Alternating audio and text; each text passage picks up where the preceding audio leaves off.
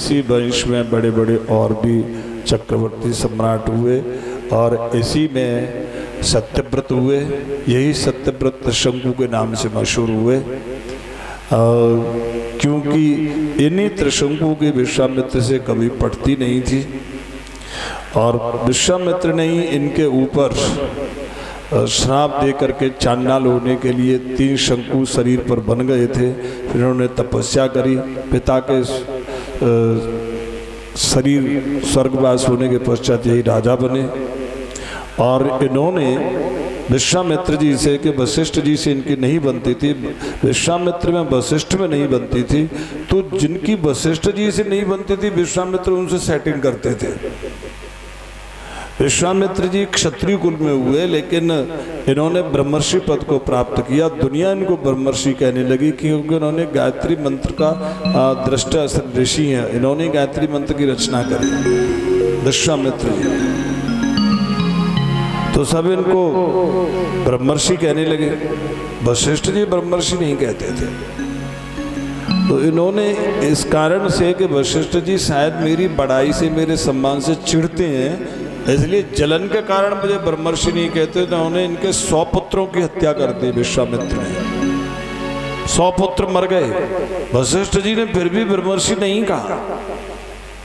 फिर एक बार ये जो मोड़िया पूर्णिमा आती है, गुरु पूर्णिमा, उस गुरु पूर्णिमा के दिन चंद्रमा निकल रहा था। वशिष्ठ जी अपने आश्रम पर अपनी पत्नी अरुंधति के पास बैठे थे।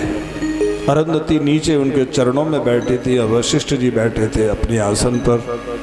विश्वामित्र जी ने कहा कि पूरी दुनिया मुझे ब्रह्मर्षि कहती है कि यही नहीं कहते, इनकी हत्या ही कर दूं, झंझट ही खत्म हो जाएगा, सब ब्रह्मर्षि ब्रह्मर्षि रह जाएगा बस। तो उन्होंने तलवार उठाई वशिष्ठ जी को मारने के लिए उनके आश्रम पर पीछे। रात का समय था। अरुंधति कहने लगी, महाराज इस समय पर चंद्रमा की कितनी शीतल और सुंदर निष्कलंक चांदनी है।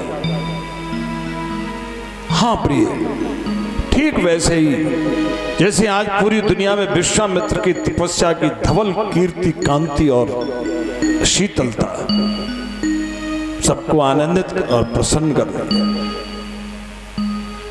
विश्वामित्र ने सोचा कि मैं तो सोचता था कि मुझसे जलते हैं, मुझसे कुड़ते हैं, मैंने इनके 100 पुत्रों की हत्या कर दी, ये तो मुझे दिल से कितनी प्रशंसा और कितना सम्मान दे रहे हैं। उनके हाथ से तलवार गिर गई और पूरा का पूरा विश्वामित्र बदल गए। पहुंचे वशिष्ठ जी की तरफ। वशिष्ठ जी ने कहा, आइए ब्रह्मर्षि। विश्वामित्र जी और भी सिकुड़ गए, बहुत शर्मिंदा। उन्होंने कहा कि मैंने आपके 100 पुत्र मार दिए, आपने कभी ब्रह्मर्षि नहीं कहा, आज आपने ब्रह्मर्षि क्यों कहा? राजर्षि कहते थे पहले। कहाँ, पहले आप राजर्षि थे। ऋषि उसको कहते जो मंत्र दृष्टा होता है, तो आप मंत्र के दृष्टा हैं इसलिए ऋषि हैं, लेकिन हर समय क्रोध में रहते थे ना, इसलिए राजर्षि थे आप। ब्रह्मर्षि वो होता है जिसको क्रोध आता ही नहीं। अब तक आप तलवार लेकर के लाल आंखों से आते थे, इसलिए राजर्षि थे। आज आप तलवार को गिरा करके शांत हृदय से आए, शीतल हृदय से आए। शांति, शीतलता और ज्ञान, यही ब्रह्मर्षि का लक्षण है। और ये श्री वशिष्ठ जी महाराज की। तो यहाँ विश्वामित्र जी ने, क्योंकि वशिष्ठ जी से अनबन थी, इसलिए इस त्रिशंकु को स्वर्ग भेज दिया सदैव। इंद्र ने कहा कि शरीर से यहाँ आने लगे तो गड़बड़ हो जाएगी, इसलिए इंद्र ने वहाँ नहीं ठहरने दिया, नीचे गिरा दिया। विश्वामित्र जी ने नीचे नहीं गिरने दिया, बीच में लटका रह गया। कुछ कहते हैं कि विश्वामित्र जी ने दूसरा स्वर्ग बनाया, वहाँ रहने लगा। कुछ कहते हैं कि बीच में अटका हुआ, आज भी उसके मुंह में से लार गिरती है, जिससे कर्मनाशा नाम की नदी दक्षिण में बहती है, छोटी सी नदी है। कहते हैं कि वो जो नदी है, कोई उसको पार करे तो उसके पुण्यों को बांट लेती है, इसलिए कोई उस नदी के किनारे भी नहीं जाता, गुजरता भी नहीं, जाता ही नहीं वहाँ। इनके त्रिशंकु के हुए महाराज सत्यवादी हरिश्चंद्र। और हरिश्चंद्र जो थे इनके कोई संतान नहीं थी। परीक्षित देखो, आपने सुना है हरिश्चंद्र सत्यवादी थे, लेकिन एक और कथा हम आपको बताएं, जहां सत्य नहीं है लेकिन धोखा भी नहीं। विचित्र कथा है श्रीमद् भागवत में। इनके संतान नहीं हुई, तो हमारे यहाँ पर जिसके संतान नहीं होती है उसके संतान करने के लिए बहुत से अनुष्ठान होते हैं। खास करके वरुण का यज्ञ किया जाता है, तो वरुण के यज्ञ से संतान हो सकती है। या उर्वशी अप्सरा का यज्ञ करो, प्रसन्न हो तो संतान हो सकती है। या फिर गोपाल यज्ञ होता है। जो विद्वान लोग होते हैं वो समझ रहे होंगे मेरी बात को, और तो नहीं जानते हो तो हम बता रहे हैं। तो गोपाल यज्ञ, इन्होंने वरुण के लिए यज्ञ किया। वरुण प्रसन्न हुए, कहा कि राजन मांगो, महाराज मुझे पुत्र चाहिए। वरुण ने कहा कि तुम्हारे इस जन्म में कोई संतान है ही नहीं, लेकिन मेरा आना व्यर्थ नहीं होगा, इसलिए एक शर्त पर तुम्हारे बच्चा हो सकता है। तुम निसंतान नहीं रहोगे, तुम्हारे बच्चा हो जाएगा, और मुझे यज्ञ करना है, यज्ञ में मुझे बल चाहिए, तो उस बच्चे को हो जाएगा तो मुझे दे दोगे, जैसे मैं अपना यज्ञ कर लूंगा। बोले शर्त स्वीकार हो तो पुत्र तुम्हें दिया जाए। हरिश्चंद्र ने कहा कि कम से कम निपुत्री नाम तो टूट जाएगा मेरा, पुत्र का मुंह तो देख लूंगा। उन्होंने कहा आपकी शर्त मंजूर है, पुत्र होगा हम आपको दे देंगे। ठीक है। महाराज हरिश्चंद्र के पुत्र हुआ।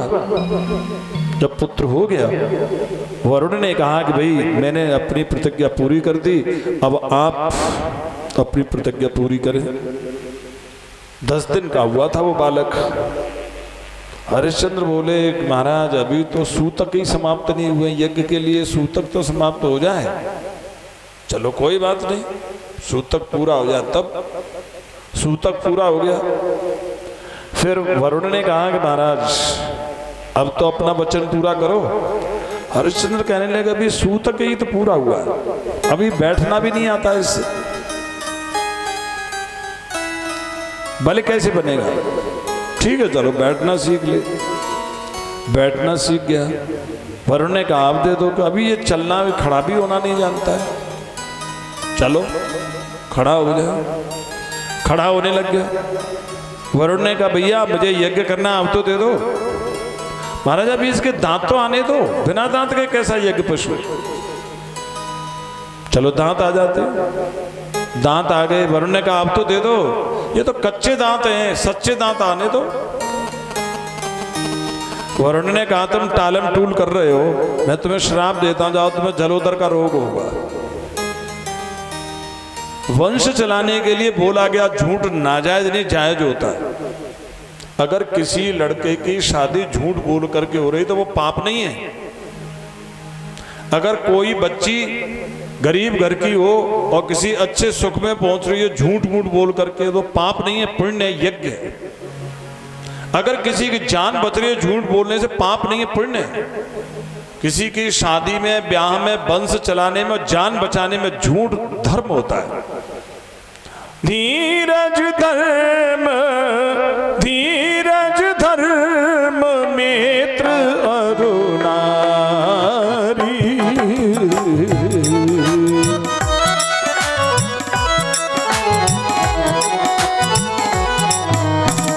धीरज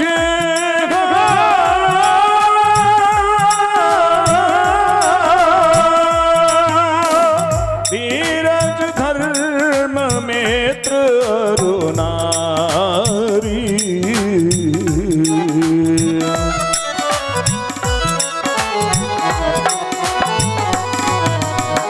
आपद काल पर की अवचारी।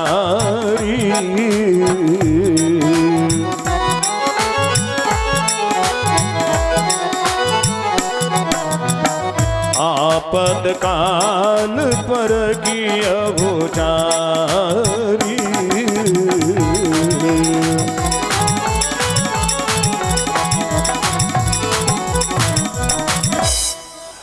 यहाँ वो झूठ नहीं होता। वंश चलाने के लिए, किसी की जिंदगी बचाने के लिए, किसी की शादी करने के लिए, बाकी झूठ है। तो जलोदर का रोग हो गया, खतरनाक रोग। और उस अपने पिता को रोगी देख करके जो बच्चा था, क्योंकि यज्ञ के लिए था, वो यज्ञ के पशु को संस्कृत में रोहित कहते हैं। जिसकी यज्ञ में बलि दी जाती है उसको रोहित कहते हैं संस्कृत में। उस बच्चे का नाम रोहित था, यज्ञ पशु था। जब रोहित को ये बात मालूम पड़ी कि मेरे कारण मेरे पिता को जलोदर का रोग है, तो बहुत दुखी रहने लगे और सोचने लगे कि मैं जीना भी मेरा बेकार है, पिता के दुख का कारण बना, और मरना भी बेकार है, क्योंकि मरने से पिता को और ज़्यादा दुख होगा, असह्य दुख होगा। न मैं जी सकता हूँ न मैं मर सकता हूँ। हरिश्चंद्र ने बुला करके कहा, बेटा तुम दुखी हो तो यहाँ रहने से तुम्हारा दिमाग गड़बड़ है, इसलिए तुम तीर्थाटन के लिए चले जाओ, तीर्थ करने के लिए चले जाओ। रोहित तीर्थ करने के लिए आ गए और यहाँ 1 साल 2 साल 3 साल 4 साल 5 साल पिता के पास आते और बूढ़े ब्राह्मण का भेष धारण करके इंद्र हर बार उनको रोक देते। इस तरह से 6 साल रोहित वन में ही रहे। 7वें साल वो बहुत दुखी बैठे थे। महाभारत में आती है ये कथा। बहुत दुखी बैठे थे रोहित, क्या करूं, पिता की ये हालत, इधर ये ब्राह्मण, इनकी बात मुझे माननी है, क्या करूं मैं, न मैं जी सकता हूं न मर सकता हूं, और तो और मैं अपने पिता के दर्शन भी नहीं कर सकता, सेवा भी नहीं कर सकता। तो वहां एक यक्ष रहता था उस वृक्ष के ऊपर। यक्ष को उस बालक की पितृ भक्ति पर बड़ी मासूमियत से दया आई और उस यक्ष ने कहा कि बेटा तुम कौन हो? महाराज मैं अयोध्या के महाराज हरिश्चंद्र का पुत्र हूं और मेरे कारण मेरे पिता को जलोदर का रोग हो गया। एक ब्राह्मण मुझे जाने से रोक देते, मैं क्या करूं? उन्होंने कहा बेटा देखो, मैं मेरी उम्र इस समय पर 350 साल बाकी है। 350 साल में से आधी उम्र माने 175 वर्ष में तुम्हें देता हूं, इसलिए वर्ण की जिंदगी खत्म हो गई। वर्ण का तुम्हारे ऊपर कोई असर नहीं रहा। रही वर्ण को दिए हुए तुम्हारे पिता के वचन की, तो कोई बच्चा खरीद करके यज्ञ के लिए दे देना। जाओ तुम अपने घर को जाओ। यक्ष के कहने पर जब रोहित आए तो उन्होंने विश्वामित्र जी का जो भांजा था, अजीगत का मझला लड़का सुनेशिर, उस जमाने में हो सकता है कि बच्चे बिकते हो, तो उन्होंने उसको खरीद कर वरुण को दे दिया और वरुण ने खुश होकर के उनके श्राप को समाप्त कर दिया, रोग को खत्म कर दिया। लेकिन यहाँ यज्ञ हो रहा है वरुण का और उस यज्ञ में आचार्य हैं विश्वामित्र। विश्वामित्र ने कहा कि मैं ही यज्ञ करने वाला आचार्य, मेरे ही भांजे की बलि दी जाएगी तो बड़ा अनर्थ होगा। उन्होंने वरुण से कहा कि सुनो, आपका यज्ञ और हम आचार्य हैं, पहले दक्षिणा तो तय कर लें। चलो तय कर लो आप। दक्षिणा हमारी ये है कि ये जो यज्ञ के लिए पशु है ना सुने से, ये हमारे लिए दक्षिणा में आप दोगे, हमें कुछ और धन दौलत नहीं चाहिए, इसकी जिंदगी चाहिए। तो विश्वामित्र जी ने अपने भांजे को दक्षिणा में लिया। अब विश्वामित्र जी के 100 लड़के हैं, 50 बड़े 50 छोटे, 50 के 2 ग्रुप हैं विश्वामित्र जी के 100 लड़कों में।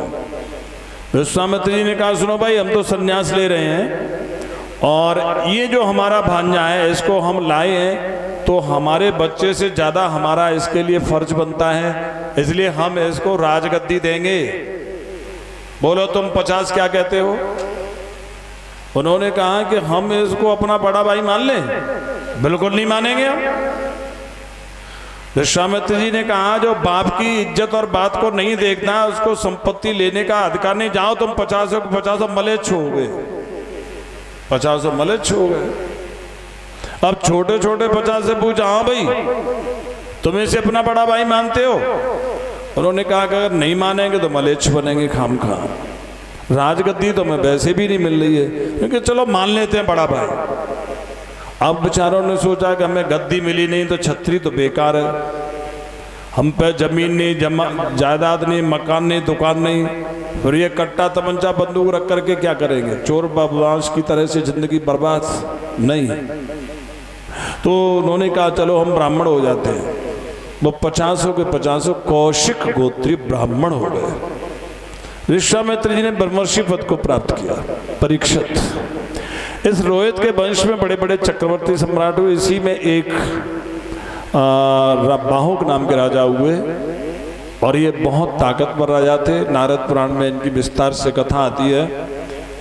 इन्होंने पूरी धरती को जीत लिया, और फिर इनको इतना घमंड हो गया कि हर किसी राजा की बुराई करते थे। अरे ये कोई खानदान है, ये सब घिसे पिटे ऐसे ही लोग हैं, ऐसे सबकी बुराई करते थे, सबका अपमान करते थे। इसलिए जितने भी हारे हुए राजा थे वो सबके सब इकट्ठा हुए। उन्होंने कहा भैया ये सबकी बेइज्जती करता है, तो बेइज्जती तो हमारी हो ही रही है, हम सबके सब इकट्ठा होकर के इसको बता तो दें कि हम कौन हो, तुम कौन हो। सब राजा ने इकट्ठा होकर के बाहुक की संपत्ति राज्य छीन लिया। बाहुक जान बचा करके अपनी रानियों को लेकर महर्षि औरव के आश्रम पर चले गए। महर्षि औरव के यहाँ पर उनकी मृत्यु हो गई। एक महारानी गर्भिणी थी, तो वो रानी अपने पति के साथ में सती हो रही थी, लेकिन महर्षि औरव ने कहा कि गर्भिणी स्त्री को सती होने का अधिकार नहीं है, इसलिए वो सती नहीं हुई। उसकी जो 100 रानियां थी, उन्होंने सोचा कि इसके लड़का होगा तो तुम राजमाता बन जाएगी, हमारी तो बहुत बेकदरी होगी। इसलिए उन दुष्ट स्त्रियों ने उस बच्चे को मारने के लिए जहर दे दिया। लेकिन महर्षि औरव के आश्रम पर अनहोनी नहीं हुई। वो जहर भी खत्म नहीं हुआ, बच्चा भी खत्म नहीं हुआ। जहर के सहित बच्चा हुआ। जहर को संस्कृत में गर भी कहते हैं। गर के सहित होने से उस बालक का नाम महर्षि औरव ने सगर रखा। और सगर के एक महारानी से 60,000 पुत्र हुए, जो बड़े उद्दंड थे। जो जितने भी समुद्र हैं चौड़े चौड़े, उन्होंने ही इन समुद्र को चौड़ा किया, माने खोदा, बहुत बड़े बड़े बनाए, और देवताओं को परेशान करते थे। 60,000 हैं। देवता कांपने लगे, सोचने लगे कि यही वंश तो हमारी मदद करता था, और इसी में औलाद लोफर हो गई, तो क्या किया जाए। जब इनका यज्ञ हो रहा था अश्वमेध, देवराज इंद्र ने उस्तादी करके इनके घोड़े को चुरा करके कपिल ऋषि के आश्रम पर बांध दिया। ये ढूंढते ढूंढते पहुंचे तो कपिल तो समाधि में थे। उन्होंने कहा ओ देखो ढोंगी पाखंडी, हमारे घोड़े को चुरा करके बड़ा साधु जी बन करके बैठा है यहाँ, पकड़ लो, मार दो इसको।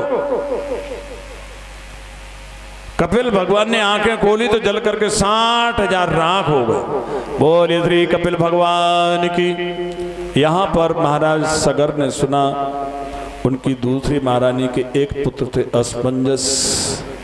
असमंजस योगी पुरुष थे, वो योगी हो गए। उनका पुत्र था अंशुमान, राजा ने उनको गद्दी दी, और अंशुमान ने कपिल भगवान को प्रसन्न करके घोड़े को लाए, यज्ञ किया, लेकिन अपने पुरखों की भस्मी की मुक्ति के लिए गंगा जी को नहीं ला सके। फिर महाराज दिलीप ने तप किया, माँ गंगा नहीं आ सकी। फिर महाराज भगीरथ ने तप किया, माँ गंगा आई, उनका नाम भागीरथी पड़ा।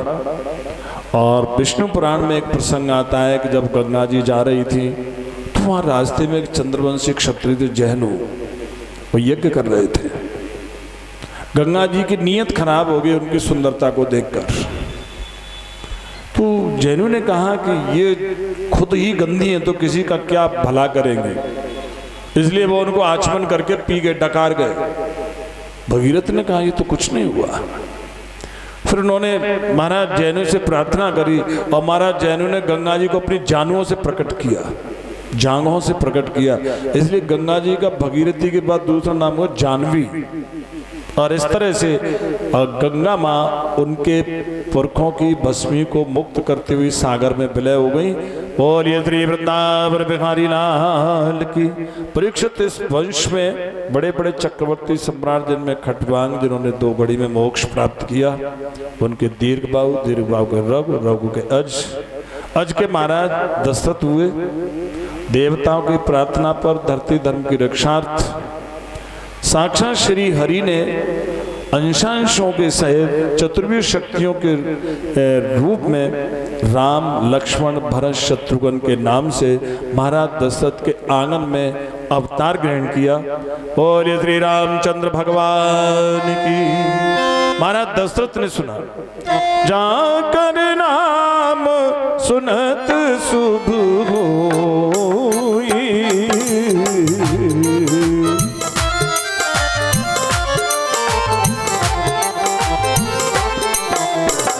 मोरे ग्रह आवा प्रभु सोई,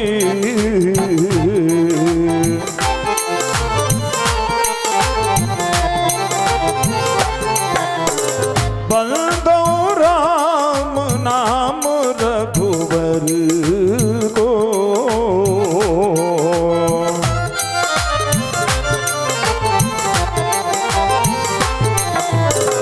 ये तो कृषानो भानो ही मकर को,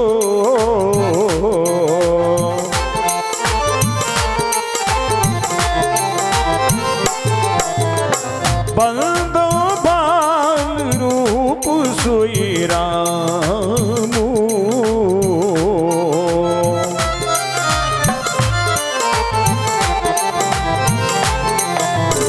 सबसे सुलभ जपत जिस नामू,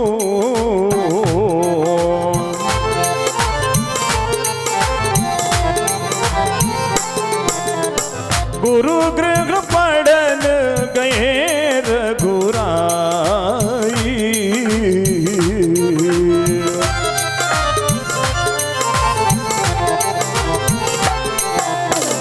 अल्प काल विद्या सब पाई,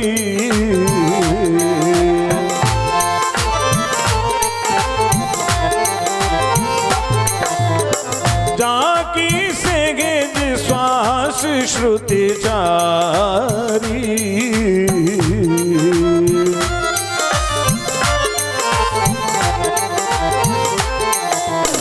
सो पढ़ वेद ये अचरज भारी,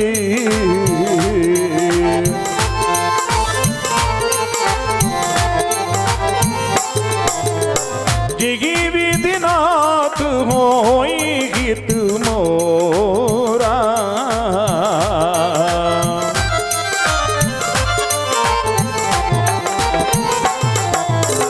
करवो सुवेग दास में तोरा,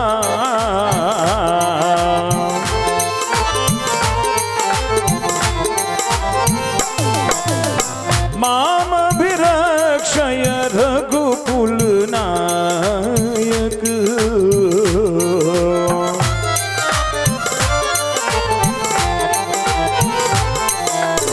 धृतवर चाप रुचिर कर सायक,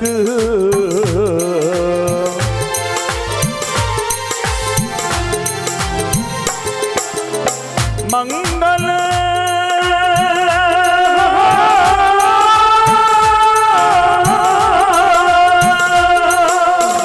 मंगल भवन अमंगल हारी,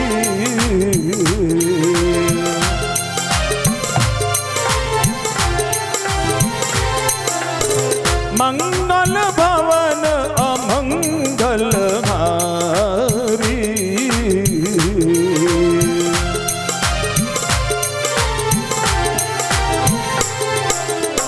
प्रभु सुदशरथ अजीर बिहारी,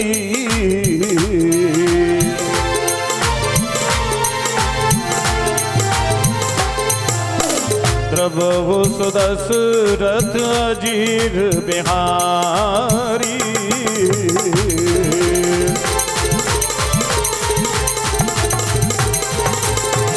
बोले श्री अवध बिहारी लाल की।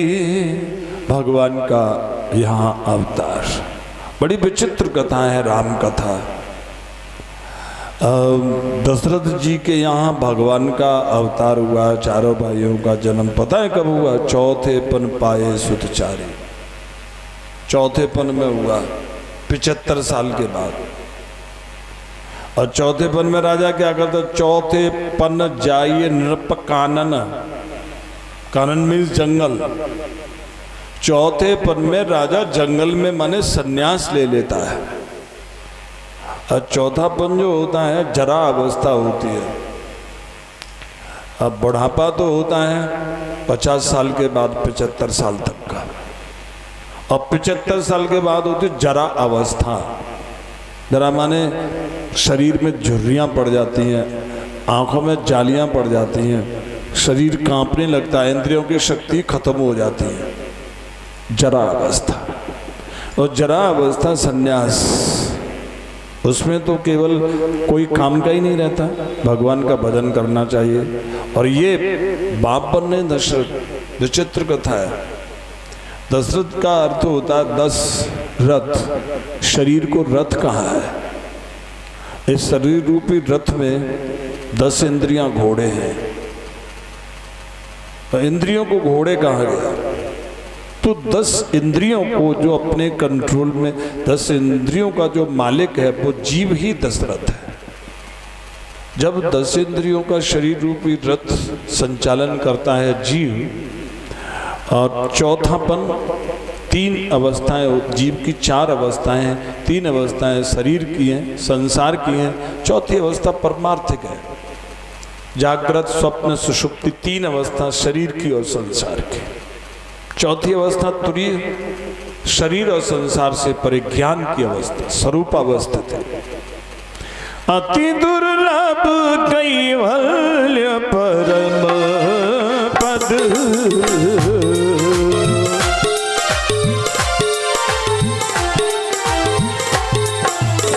अति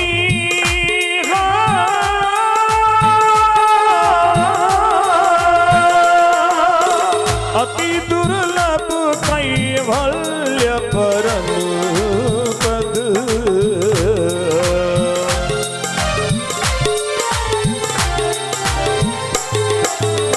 वेद पुराण संत सम्मत वद,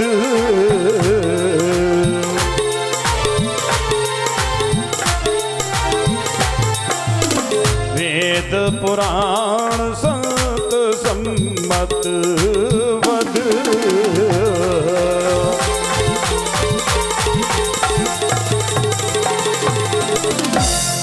तो चौथी अवस्था तुरीय अवस्था होती, मन के ऊपर, मन के परे जब हमारी अवस्था होती है तो चतुष्ट अंतःकरण चैतन्य से परिपूर्ण हो जाता है।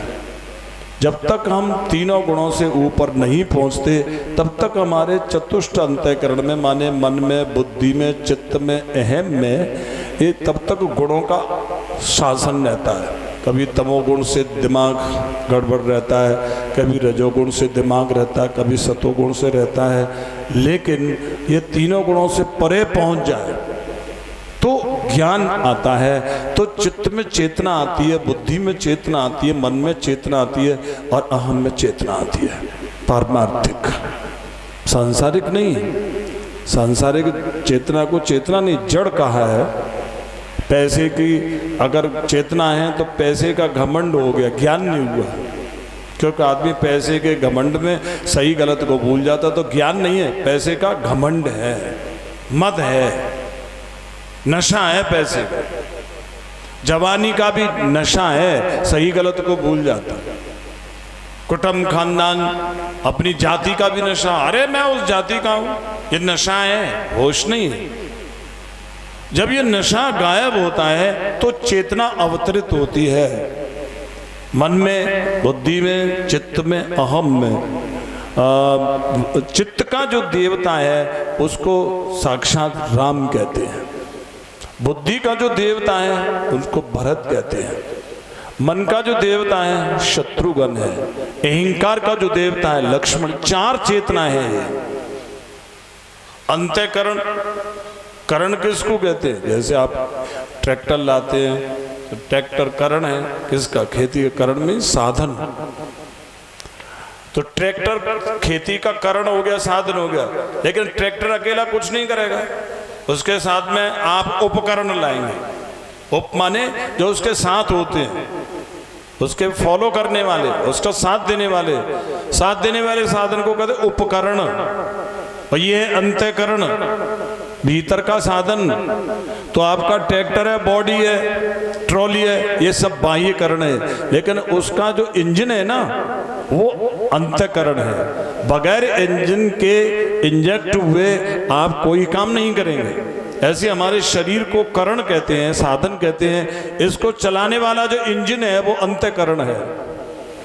लेकिन इंजन में भी अगर मौसम नहीं हो तो, और मौसम कोई चीज होता है नहीं। जब हम छोटे थे, ज़्यादा बड़े नहीं थे, उस जमाने में इंजन थे ही नहीं, एक इंजन था हमारे यहाँ पे। तो वो एक मिस्त्री आया, मिस्त्री भी नहीं मिलते थे, पता नहीं कहाँ से लेकर के आया वो इंजन वाला, और उसने कहा भैया इसमें मौसम नहीं है। मिस्त्री ने, तो इंजन का मालिक बोला मौसम कहाँ मिलेगा, छिपिटोला मिलेगा। तो वो हंसने लगा, बोले मौसम कोई चीज़ नहीं होता है, हम अभी तक नहीं जानते, मैं इंजन के बारे में जानकारी नहीं। तो मैं समझता कि मौसम का मतलब कोई सिस्टम होता होगा। तो सिस्टम सही है तो मौसम सही है, मौसम नहीं है आपके पास में सब कुछ है, लेकिन आपके दिमाग का मौसम नहीं तो बेकार हो। कहते हैं मौसम नहीं बनना, दिमाग का मूड नहीं बनना। ऐसे इंजन का भी मौसम होता है, उसको थर्ड शरीर कहते हैं, उसको कारण शरीर कहते हैं, सिस्टम है एक। तो 3 शरीर हैं ये। लेकिन ये जो मन बुद्धि चित्त है में जब ये गुणों से परे होते हैं, तब इनमें चेतना का अवतरण होता है, तब भगवान आते हैं इसमें। निर्मल मन जन सो मोहि पावा,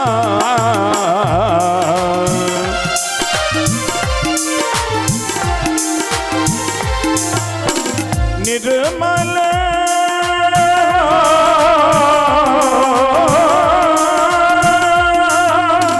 निर्मल मन जन सो मोहि पावा,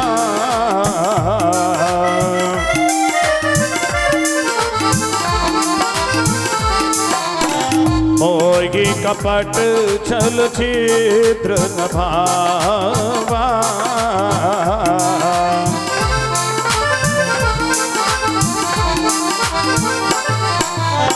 मोहि कपट छल छिद्र न भावा,